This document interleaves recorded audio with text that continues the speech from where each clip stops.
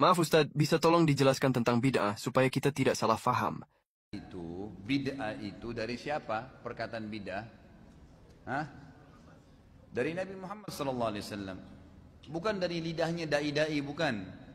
Saya dan teman-teman dai ini hanya menyampaikan hadis Nabi. Kan Nabi bilang, hadis yang terkenal hadis irbat dalam hadis sahih. Alaikum bisunnati wa sunnah khulafa'ur rasyidin mahdina min ba'di addu alaiha bin nawajid. Gitu kan? Berpegang teguhlah pada sunnahku, semua tuntunanku, kata Nabi, dan tuntunan para khulafa'ur rasyidin, Abu Bakar, Umar, Uthman, dan Ali. Dan berpegang teguhlah pada sunnah-sunnah itu walaupun dengan harus gigi geraham kalian.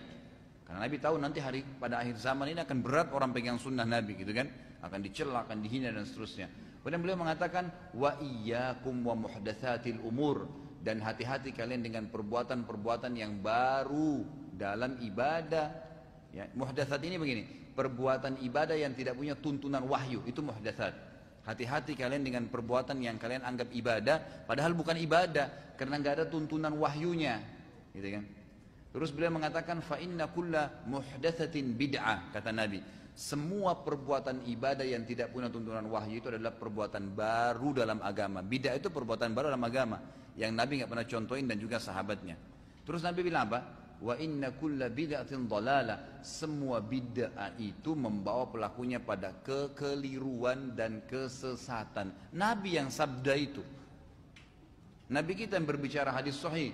Lalu beliau mengatakan, wa inna dhalalatin finnar, dan kekeliruan dan kesesatan dalam ibadah, buat-buat ibadah yang tidak Allah perintahkan dalam Qur'annya dan juga Nabinya contohkan dalam sunnah, akan membawa pelakunya pada api neraka karena sia-sia. Jelas sabda Nabi. Dalam hadis riwayat Muslim yang lain kata Nabi SAW, man ahdatsa fi amrina hadza ma laysa minhu fa huwa raddun aw mardud. Siapa yang berbuat ibadah yang tidak kami contohkan akan ditolak atau tertolak. Jelas sekali. Ngapain repot-repot ibadah yang tidak ada tuntunannya itu, yang ada tuntunannya aja sudah repot dikerjakan. Jadwal kita tuh rutin sudah ada yang ada sunnahnya, ada qobliyah subuh, ada subuhnya, kemudian ada zikir pagi. Coba jaga tuh. Saya tanya ikhwah di sini yang sudah rutin jaga ma'thurat zikir pagi. Tiap hari rutin kan terjaga on time? Itu aja kita kadang-kadang masih kelepasan, gitu kan? Zikir pagi, habis itu sholat duha. Sholat duha sudah nggak? 8 rakaat, udah dikerjain belum? Sudah rutin belum terjaga. Kemudian sebentar kita bekerja sudah duhur, ada qobliyah duhur, ada ba'diyah duhur, itu sudah rutin. Kemudian sebentar istirahat ada qobliyah asar, ada zikir sore. Sebentar istirahat ada qobliyah maghrib, ada ba'diyah maghrib. Sebentar istirahat ada qobliyah isya, ba'diyah isya. Sebentar istirahat ada tahajud. Ini baru yang rutin. Belum tilawah Al-Qur'annya, belum bersedekahnya, belum juga orang sakit, belum bakti dengan orang tua, belum silaturahim, belum banyak. Itu semua ada perintahnya, kenapa nggak dikerjain?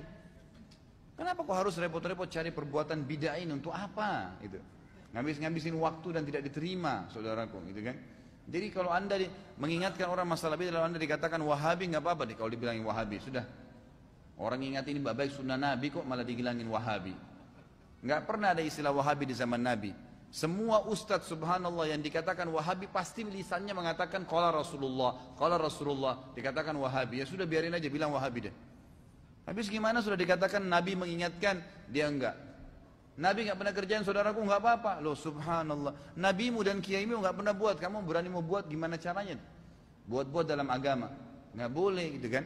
Ingatin saja, kalau masalah dia bilang anda ini selalu sedikit-sedikit bid'ah, ya sudah, yang penting kita sudah ingatin gitu kan. Supaya jangan salah, karena masalahnya yang dia buat memang bid'ah, jadi diingatin. Kalau dia buat sunnah, masa kita mau ribut-ribut? Nggak mungkin kan? Ingat, rivalnya sunnah bid'ah, lawannya itu. Artinya orang, kata para ulama, satu mengerjakan perbuatan bid'ah, berarti dia mematikan satu sunnah. Kalau orang mengerjakan satu sunnah, dia sudah mematikan satu bid'ah. Udah nggak usah repotin diri dengan bid'ah nih. Sunnah aja banyak belum dikerjain. Jauhin aja gitu kan. Tugas kita menyampaikan, Allahu a'lam.